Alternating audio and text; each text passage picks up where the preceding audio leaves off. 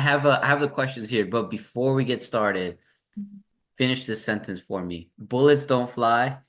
Without supply, yeah. That's right. What's going on, guys? Welcome to another video. And in this video, we're interviewing a 3002 ground supply officer.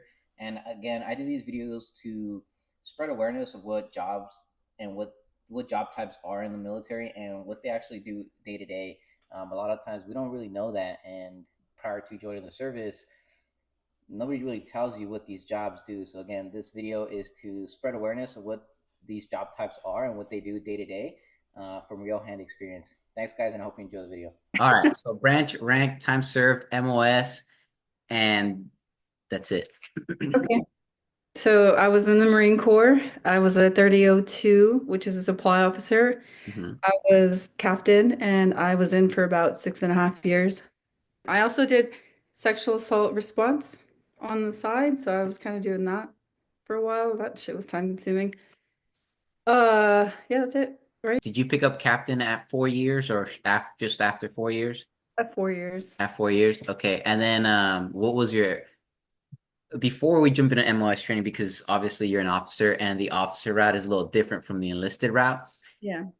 Explain to me your OCS and TBS experience, and OCS being Officer Candidate School and TBS being the basic school, which is where you go to after Yeah. OCS. Well, I joined the OCS program with like an OSO when I was like a freshman in college. What shit? I was actually in high school because I remember being like a junior and I got called to the principal's office and I was a good kid, so I was like shitting bricks. I was like, what the fuck did I do? And there was this captain and this Charlie's there in the office waiting for me, and he had been referred by the enlisted office to come and talk to me. So they got my ass when I was like 16, 17 years old. Okay, time out. How did that happen though? How did you get connected with the military in high school? Well, because I was freaking out. I was like, I don't know how I'm going to pay for college because I know Hmm. I'm going to college. So there was this like National Guard guy because I was in ROTC that would always kind of be around. Hmm. So he took me to the recruiting office to go talk to the National Guard. Gotcha.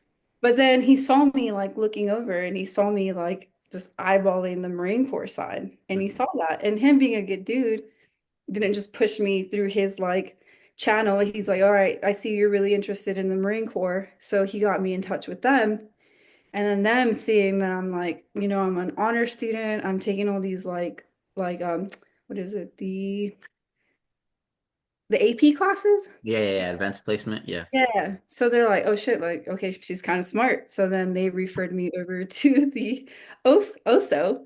And that's where I got this captain come into my school and was like, talking to me, talking to my parents before I was even a senior in high school. Yeah. So then I spent, yeah, freshman year and sophomore year. After my sophomore year, I got to go to the first leg of OCS, which is only 6 weeks.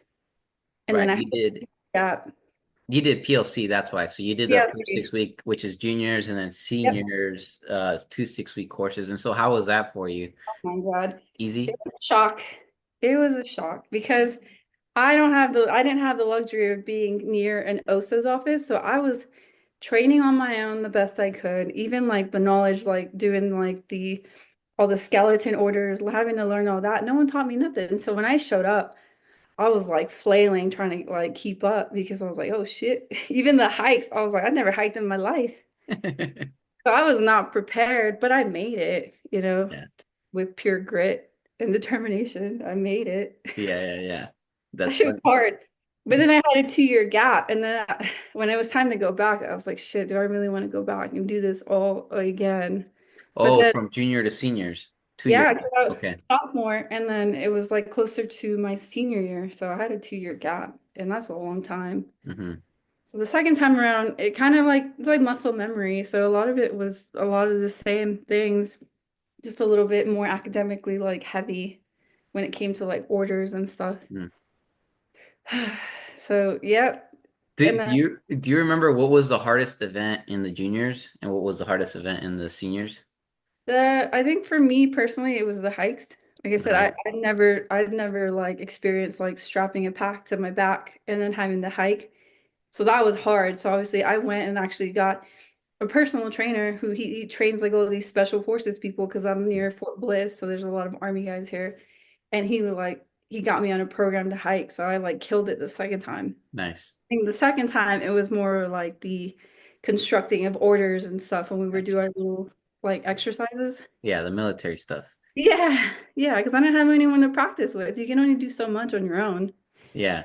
Okay, and then how was OCS for you? I mean, it's not OCS, TVS. How was the basic school for you? Long, long. I hate studying, so like a lot of it was heavy on the academics, and they would give you chapters and chapters to read like the night before, and then you had a test the next morning, and I'm just like, I'm not fucking reading all that. Were you ever on academic probation at the basic school? Once Once I was on academic probation. at the end, oh God, I was on academic probation towards the end, and the XO was just being a dick about it. He's like, why do you really want to be here? And I was like, to challenge myself. And he's like, is this the most challenging thing you've ever done in your life? Like judging the shit out of me. Yeah, Because I'm Mexican doesn't mean I grew up in the slums. Like, yeah, well, yeah, this is the most challenging thing I've ever done in my life. yeah. Like, Cool.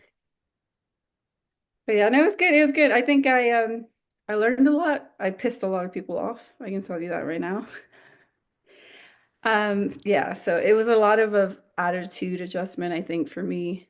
Hmm. Like being a stereotypical Latina, like just having anger and not wanting to listen to anyone. So I think for me, being like, I think I was 23 years old, that was a big like wake up call, Hmm. to grow the fuck up.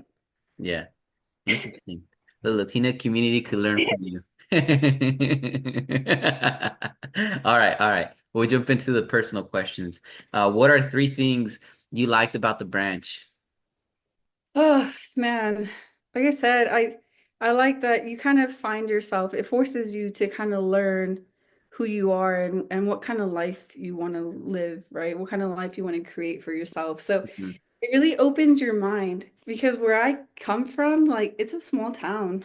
Not a lot of people do really anything. No one's striving for bigger careers, bigger dreams. Yeah, So the only thing I wanted when I was young was just to leave, like get out. That was like step one, get out. And then when I got to like travel to like North Carolina and Virginia, and then I ended up in California, it was just like eye-opening, like how big everything was, like California was nice. I loved going to the beach. I'd never experienced that in my life. yeah, So it was good. It pushed me to kind of strive for a better life than what a lot of my friends back home were doing. So that yeah. was the best part. And then I ended up back home, so fuck. Yeah, so because you're closer to family and stuff, right? Yeah, yeah, Um, I got my kids, so it's always good to have family and have them help you. all right, so was that one thing or three things in one? That, that was one. That was one. Let me look at my list because I made a list because I got mom brain. I forget things. Oh, people. People. People? I met a lot of people. I met you. You were my roommate for a while. I met a Yeah. bunch of like lifelong friends, even though we're Hmm. not in the same place and who knows when we'll see them again. Like Yeah. we have that connection, we have that common ground being the Marine Corps. Yeah. And I met my husband. If I wouldn't have joined the Marine Mhm. Corps, there's no way I ever like would have met him, Yeah. right? He's from the UK and we met on Tinder Yeah. in California. If I had been in New Mexico, I would have never met him. So it just, like I said, it just kind of opens you up to like a bigger world.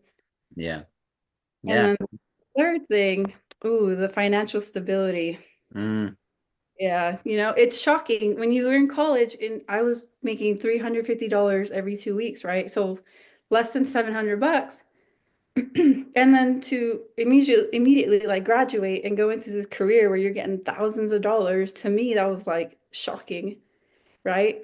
And then towards the end, when I left, I was making almost $11,000 a month. And I was like, yeah. that was mind blowing. Like, there's no other career that's going to give you that straight out of college. Like here, you're making five, six, $7,000 a month just straight off the bat. Yeah. Unless you're like in engineering or computer science or some one of those career fields.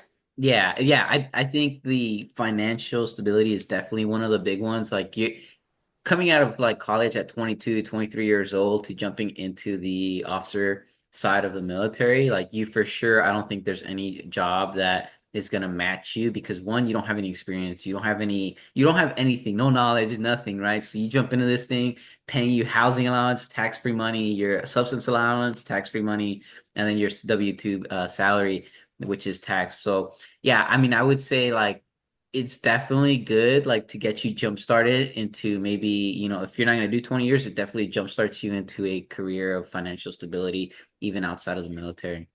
And I was able to buy my first house at like 23 for Yeah. almost $500,000. Like who the hell's gonna give a 23-year-old, $500,000 almost? Yep. Yeah, Yeah. that. And then from there, you just keep making the right financial decisions and you just keep setting yourself up.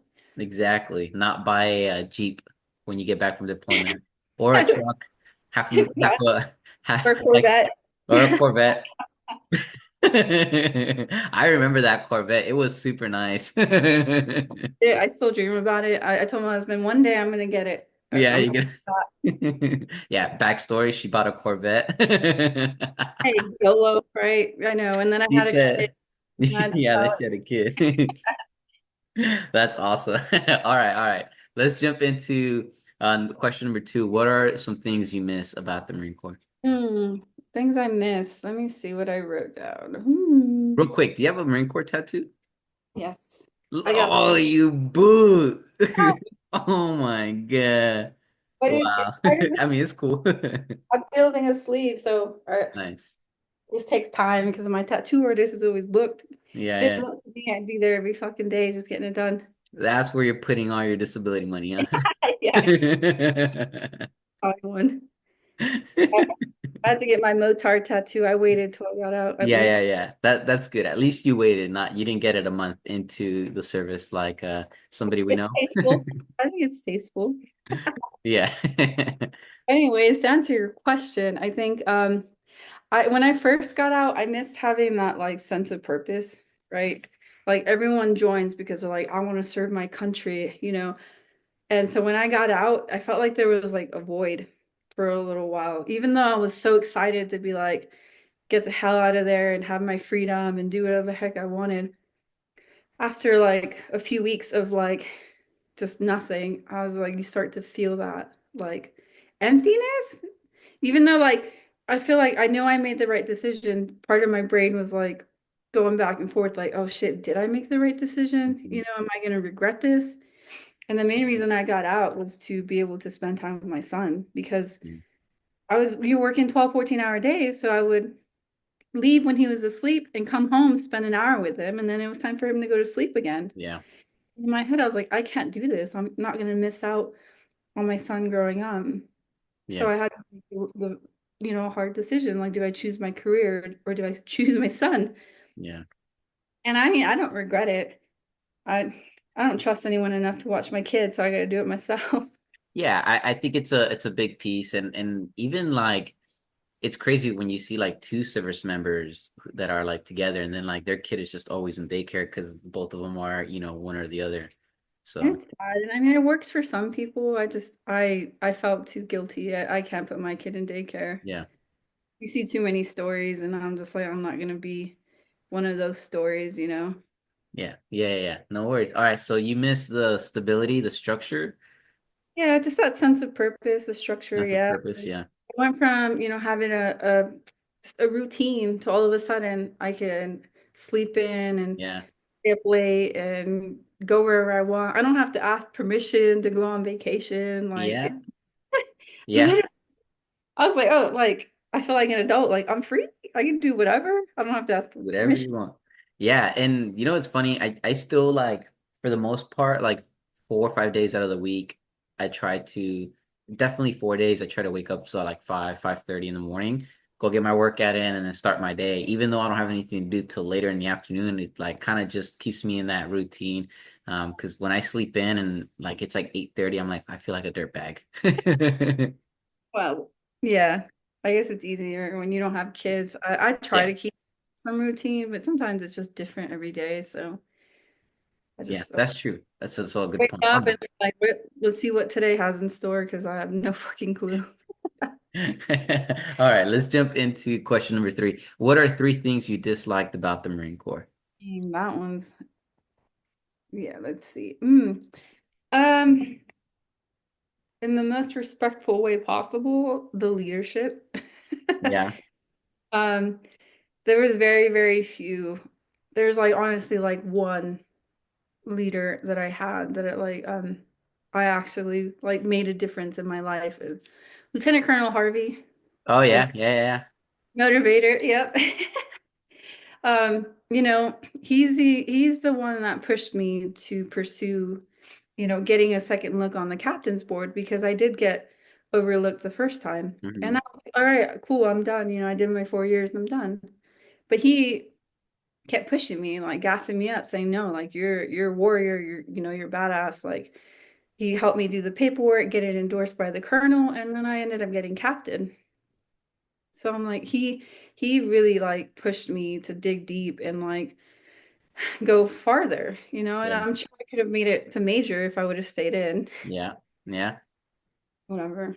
Yeah, the leadership is a big piece, and it was one of the reasons that I got out too, because we get trained as a young officer to be unselfish, to put everybody else before yourself, right? All the junior Marines, all your staff, and you got these guys who are above you, these senior officers, and nobody gives a fuck. And it's like, am I gonna become you when I get to that point? And Lieutenant Colonel Harvey was a one-off. Like he truly cared. And I remember this is my interaction with Lieutenant Colonel Harvey on Pendleton.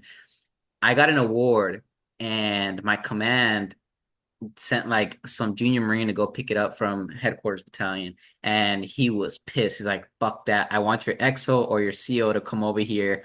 And then they sent me that because they weren't gonna give the award to just anybody because this award, like it took a while to get, approved and stuff. And they called my XO and the colonel, and they were like, one of you two need to come pick it up. And this was a full bird colonel at headquarters battalion, right? So Lieutenant Colonel Harvey, I think it was Major Harvey at the time, and then the Colonel Griffin, they Yeah. like called my command, and I remember like I got called into the office. I was like, oh shit, am I in trouble? And they're like, hey, you're gonna come with me to go grab this thing. I was like, oh my God. I was so embarrassed, but they genuinely gave a shit, like they went out of their way to tell the command, like, hey, you guys need to take care of your officers, right? Like, because we kind of get left in the dark, but it is what it is, All right, what's number two? Um, well, let's see. Going back to leadership, right?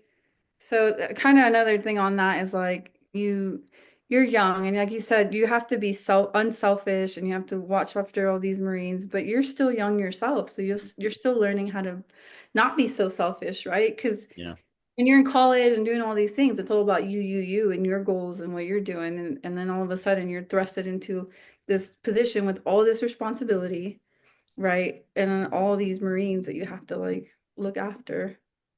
And not to mention, this is one of the second things, you don't get trained for your job very well.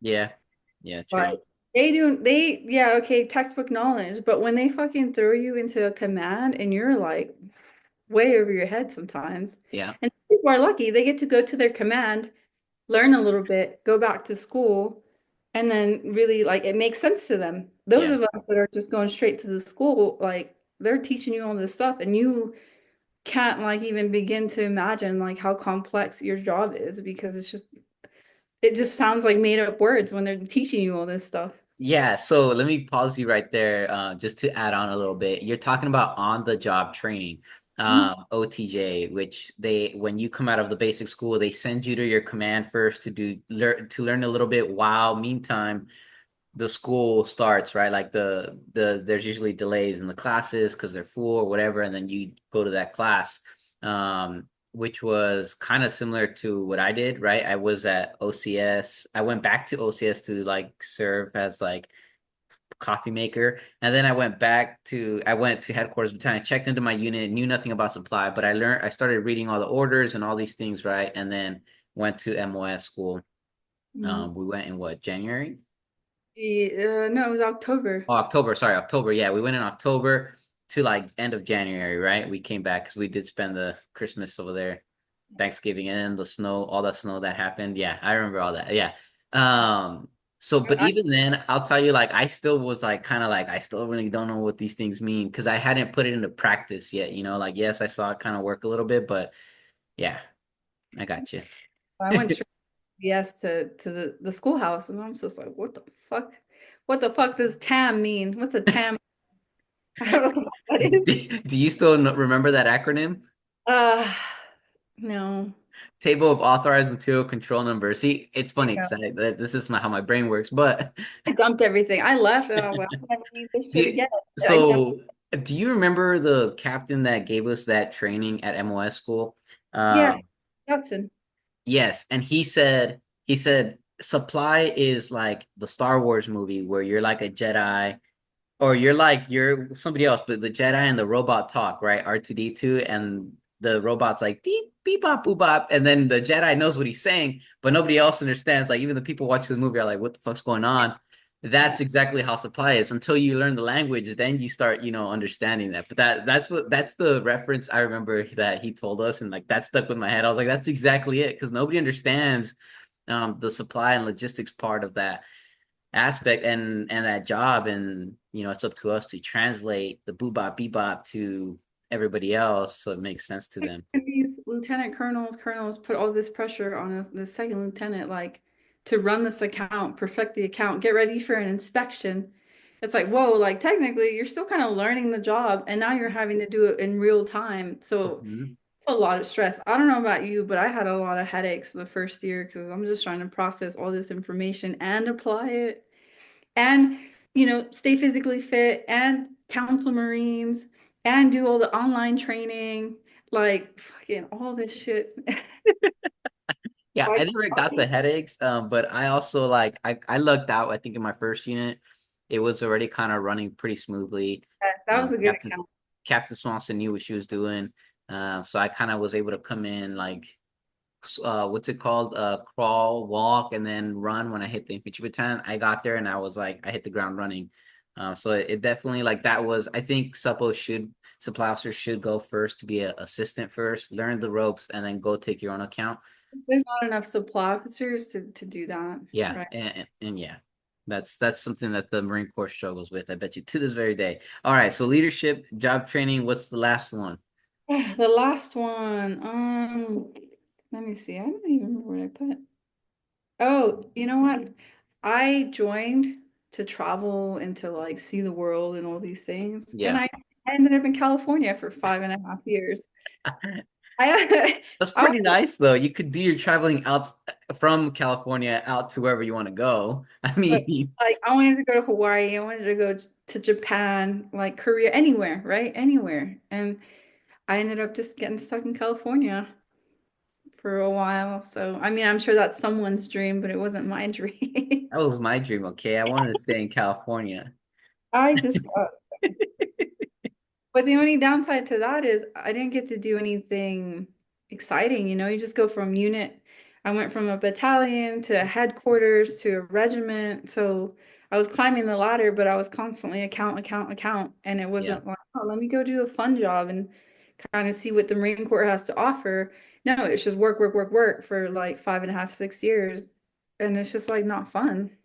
Yeah, it's constantly grinding, right? I think the officer side doesn't get as much, or maybe not RMOS doesn't get as many opportunities as maybe some of the officers, like Yeah. officers that go to MSG and they get to travel like Yeah. 6 times a month or something like that, right? Like we're not really afforded that opportunity. And I mean, it is what it is at the end of the day, but you don't know that, right? And so the whole point of this interview, like, is to kind of give people this insight where it's like, hey, if you want supply, look, you'll get a decent job coming out of the Marine Corps versus like maybe an infantry officer would.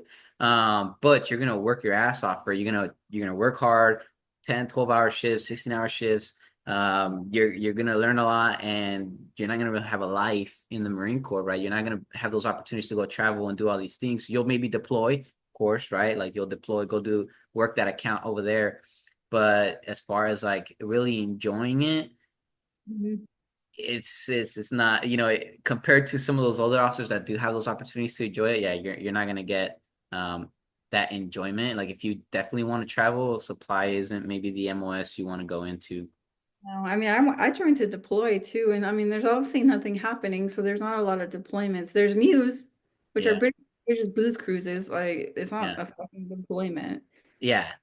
It's Um, deployment, but it's not a it's not like a combat deployment, all right? and then like I hate like your bosses, they hold so much power over like where you can go. Because I did get one opportunity to go to Afghanistan. Lieutenant Colonel Harvey wanted me to go. They needed an ADO2, so just any officer, so Yeah. he go. But at that time, the lieutenant colonel that was in charge of me said no.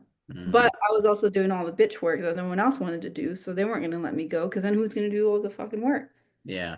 So when I found out, I was so fucking, I was frustrated. And then Lieutenant Colonel Harvey was like, I should have just reached out to you directly. And I was like, yes, because I would have said yes, like immediately. Yeah.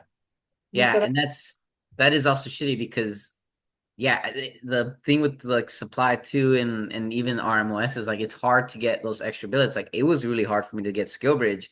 I had to do my own work to get my replacement to come in because they're like, no, we can't lose you.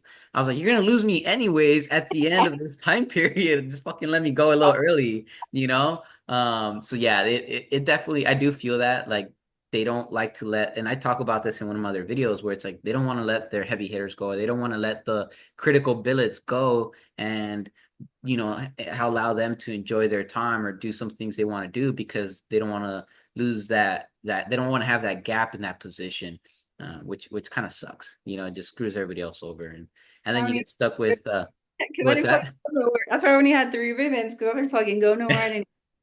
I think I had four and then five. So I haven't put my Navy com up there. I actually just got it remade and I have to go to Pendleton to pick it up. But that's for my uniform. All right. All right. So those were the three things. Let's jump into question four. What advice would you give someone who is thinking about joining or has just joined? If you're thinking about joining and you're kind of like on the fence, I say if you have nothing better going on in your life, if you have a shitty career you don't like, or you're not making money, then fucking join. Like, you got nothing to lose. Yeah. You might really love it or you might really hate it, but guess what? Like, those benefits at the end of it, that shit is worth it. Yeah. I tell people even now in my MBA program at the university I'm going to, it's a 4 year investment, right? Like you go to undergrad and you're getting your bachelor's, you're investing 4 years. What's 4 more years gonna do? Like, and I'll tell you what, those 4 years in the military are gonna be way more beneficial than the 4 years in the college, hands down. But I mean, I would still recommend the officer side either way. I can't see myself doing Um, the enlisted things that I saw them do. I'm like, man, it sucks to be fucking you. Depends too. Like, some people just don't like school. They don't like to read. They're just not that type, you know? Yeah, Like, my husband, like, he's smart. And that's, I married him because he's smart and we can have intelligent conversations, but he doesn't like to fucking do the schoolwork. So even though he's smart enough to be an officer, he's like, fuck that. I don't like to study. I don't want to do all this yeah, shit. he doesn't want to do all that. Yeah. Some guys just want to do the grunt work. They do. He likes to go out in the field and he likes to do all that like fun And be stuff. all dirty. They like to not shower. Yeah, that's So everyone has it just depends what you're trying to get out of it, you know. yeah, Sometimes I'm not gonna lie, I was jealous of the brotherhoods they had. You know, yeah, they were tight knit, and then you'd be the only officer in the office. And then maybe you got along with some of the other officers, or maybe you didn't. So it sometimes it felt really lonely. Like they say, it's lonely at the top. So I would kind of, I'd see them and I was like, man, I wish I had that. You join for the brotherhood and all these things, and it's just like you end up on your own because yeah, you're the yeah. I got you. All right. So that was for anybody who's thinking about joining, has just joined. And then what about for anybody who's thinking about EASing? EASA. Let's see. Well, I do have one for your other question, which was somebody that's still in, right? Which Yeah, is when you're feeling like everything's working against you and like certain people are keeping you down. Like, really, you just have to keep pushing forward and find your own path, because no yeah, one's going to help you. Only you can help yourself. yeah. And I'm glad, like if I would have let my very first boss, who essentially screwed me over because he didn't like me because I had an attitude problem, right? They gave me a not great evaluation, but not bad enough to say I did something bad because I did it, right? So that trickled down into me not getting selected for captain. Hmm. You know what? I found a different path. So in the end of the day, I won because they didn't like me, so they tried to Yeah. screw me over, and I still made it to captain. So it's Yeah. like, at the end of the day, if you're having a tough time in your career, don't let other people decide, where it ends. Unless you're genuinely a shitbag, then there's nothing we can do for you. Yeah. But it's like, you're not progressing in your career, find other ways to get there. Yeah. I like that. Forging your own path. And absolutely. I think a lot of the times people are gonna tell you things to put fear in you, like, no, you can't do anything better, like this is it, like you just need to, continue this. And it's like, nah, dude, you need to do what's best for you, your family, your future, and all that thing down the road. So, Your all own right, mistakes, make your own connections. that's right. Build those connections. All right, what is the wildest story that happened while you were in service? Oh, Rick. Let's see. There's so many, but honestly, like a common, I'll tell you common themes, right? So common Yes, themes. that works. Fraternization was a big one. I Hmm. knew plenty of people on both sides, officer enlisted. They get caught having a relationship with someone that they shouldn't be with. So enlisted with officer, and they get caught, and that's just career down the toilet. Yep. Like it's insane. Like you would think, oh, it shouldn't matter that much because you're literally throwing people's careers away. But at the same time, it's like you know the rules. I had a few friends, I warned them, like, hey, I don't think you should be doing this. And then at the end of the day, they ended up getting caught. And then Yeah. it's just the whole like court martial process. And it's just very, I don't know. It's something I would never want to go through. Yeah, so fraternization is a big thing in the military, and it's funny because I was a legal officer at Yeah. one point, and I was able to see some of these cases, and yeah, Yeah. there's like majors with like corporals or lance corporals, and I was like, Jesus, and yeah, Yeah. it's just crazy how that happens. And but yeah, fraternization, huge thing. But I wanna I talk about in one of my videos about how supply officers, it's like the one of the three worst Oh, jobs you can have, right? The trifecta of death for lieutenants. And how we get fired the most in the oh military. my God. I will put my hand on the Bible. I want to hear about your story. My firing story. I don't know. Like, so I showed up, right? And the lieutenant that I was replacing, the first lieutenant, he was already EASing. He was doing his best to get everything ready for phase mode because I had just gotten there and Yeah. they were getting ready for an inspection. They were doing some shady shit, you know. Just so I was like, okay, I don't know if these are the things I should be learning, but I'll keep that in mind. Hmm. So they passed their phase mode barely, barely, right? So then I took over. And then I think it was an LRE, so kind of alternate. Hmm. We were getting ready for an LRE, and the fucking staff sergeant that I was with, he was good for nothing, fucking useless. So I don't know if you remember Captain Watson, Major Yeah. Watson. Yep. Yeah, I remember her. She came in. Oh fuck, I did not like her. She was, I don't know, she was something else. I'll keep it professional.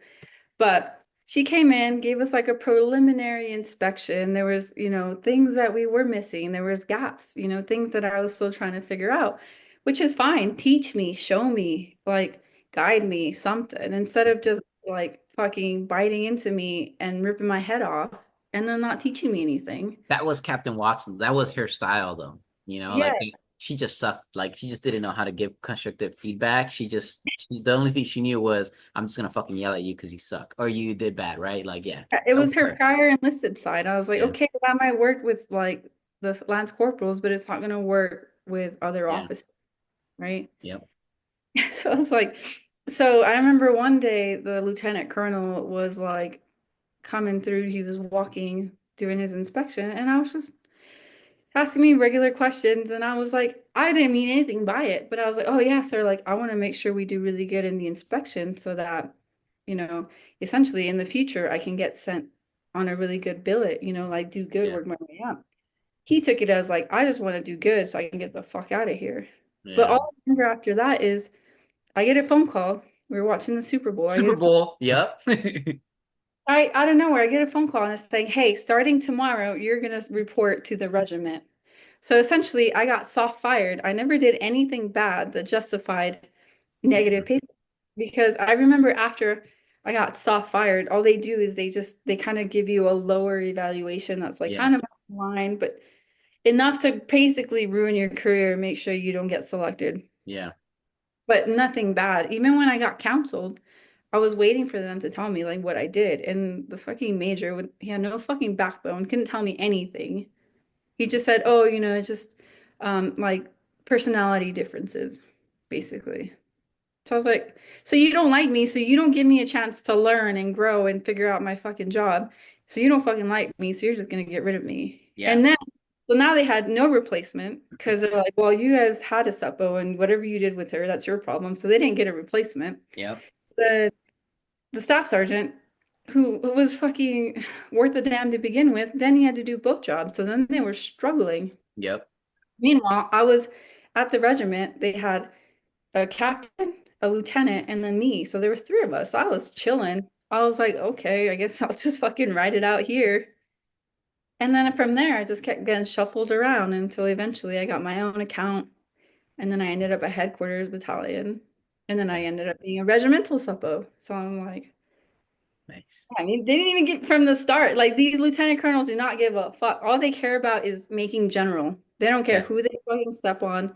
They're on this path that they're fucking forging to become a general. So it Yeah. doesn't matter who they have to get rid of to get there. Yeah, and that's something that I talked to like in like one of my personal experiences is like they're so selfish because they just want that colonel rank or they want that general rank, right? Once they get to a certain point, it's all politics up there, and they're like, I'm not gonna let some lieutenant fucking ruin my chance to getting promoted because we did bad on inspection or something. Like the easiest way to do is they just cut out those people that are in their way. So The shocking part is when you start to see all the politics. Lieutenant Colonel Harvey, though, he was doing the one that like was fighting for me. He's like, why'd you get rid of her? Like, you shouldn't have fired her. Like, it pretty much is unjustified. And he fought for me, but obviously it wasn't enough. But the politics, that, oh my God, that was also a big, like, deciding factor as to why we got out. last question. Was the military everything you thought it was going to be, and would you do it over again? It was not everything I pictured, and I would. I think I would do a lot of things differently, but I definitely don't regret it, even if I didn't have the best time. What did you think the Marine Corps was going to be? A lot of traveling, So, a lot of so it's like it's funny because I don't know if I'm just weird, but I grew up watching all these like videos on YouTube, right? Like Afghanistan, Iraq, and you see all these funny videos and they're like or firefights, right? So you think, yeah. "Oh, I'm gonna sign up. I'm gonna go do all this cool shit. Like Hmm. I'm ready to fucking die for my country, all motivated." And then by the time I finished college, by the time I joined, it was like nothing was happening. No one was deploying. Hmm. So then you're pretty much in the military during peacetime, which sucks because then you're basically just doing a glorified office job in Yeah. a fancy uniform. Yeah. So it's just like in that aspect, it wasn't what I expected. I Mhm. expected to be more like hands-on, less Yeah. off. Yeah. So I agree. I think definitely peacetime is I'm sure is way different from oh because yeah. I was on the same boat as you where I saw Saving Private Ryan, Black Hawk Down, like all these war movies, and I was like, I want to go do that, like I want to go fight my country for my country and serve my country and do this for the family and for everybody, but yeah, Yeah. it's you go and you're like in an office job. But you know what? I think going through the basics office the officer candidate school and the basic school, I was like, fuck this, give me an office job. Yeah, I know. Sometimes it felt like that. Sometimes, right? Yeah. Super So, old, so yeah. All right. Well, before I wrap this up, I got one question for you. One more question. okay. Who is the backbone of the Marine Corps? We are. Me and you. Yeah. 32, 3002. Supply, that's right. Bullets don't fly without Supply. supply, that's right. Yeah, all right. I and then yeah, it's funny because I always would say that too. I was like, the backbone of the Marine Corps They is hate us until they need us. yep. Like I had so many captains that would get pissed off because I was a lieutenant. Who am I to just do my own thing? Because I got Yeah, my own job.